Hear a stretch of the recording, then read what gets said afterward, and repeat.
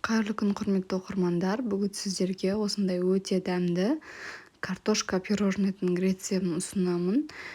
Сіздер де осы рецептпен жасап көріңіздер. Сөзсіз өте дәмді болып шығады.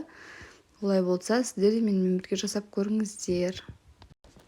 Бірінші кезекте осындай топленый молоко печеньесін блендермен езіп аламыз, немесе бисквит пісірсеңіздер де болады. Немесе любой торттан қалған корждарыңызды да осылай жасасаңыздар болады. Бұл жерде печенье ақ болғандықтан мен 2 ас қасық какао қосып жібердім. Осылай жақсылап араластырып аламыз. Какаомызды араластырып болғаннан соң үстіне орех саламыз. Орех міндетті емес, салсаңыздар да, салмасаңыздар да болады.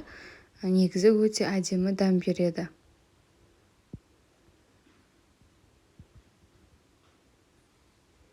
Орехімізді салып араластырып болғаннан соң үстіне ерітілген майымызды салып жақсылап араластырып аламыз.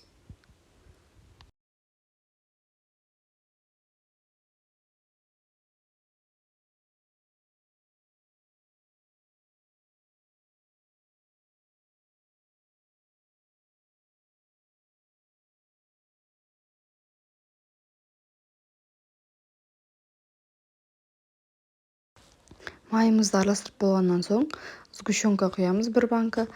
Бұл жерде мен тірі желание сгущенкасын қолдандым. Тірі желание сгущенкасын білесіздер, өте дәмді және де қою әдем болады. Қандай сгущенка пайдалансаңыздар да өз қалауларыңыз. 1 банка сгущенканы салып жақсылап араластырып аламыз.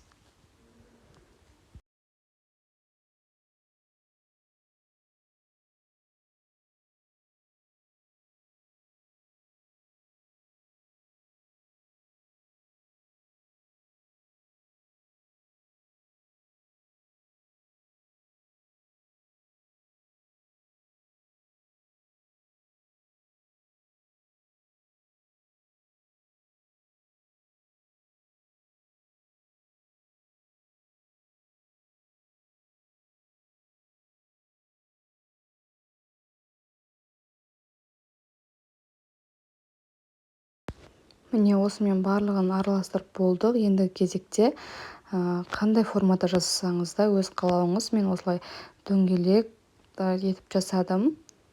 Барлығын осылай дөңгелектеп аламыз және де осылайынан қалдырсаңыз да болады, немесе шоколадқа батырсаңыз да болады. Шоколадты ертіп мен осылай қалдырдым және кокосовый стружкаға кішкене батырып араластырып алдым. Осылай 2 түрлісін жасадым.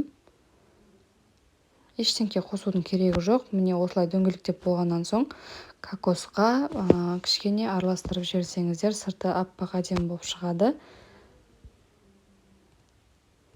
Барлығын осылай жасап аламыз.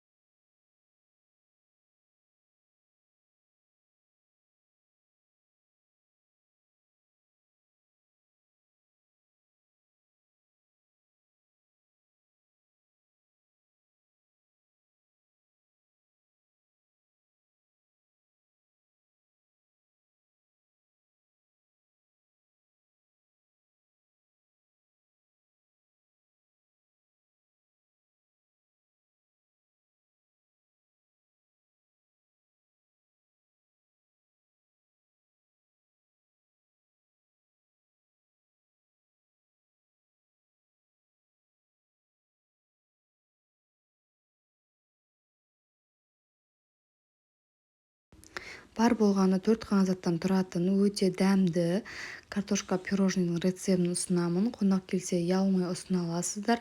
Міндетті түрде сіздер де жасап көріңіздер. Сіздерге де сөзсіз ұнайды деген ойдамын. Және де бұл пирожныйды жасап холодильникке салып қойсаңыздар ұзақ уақыт тұра береді. Осымен картошка пирожныйларымыз дайын. Міндетті түрде сіздер де жасап көріңіздер. Ас болсын.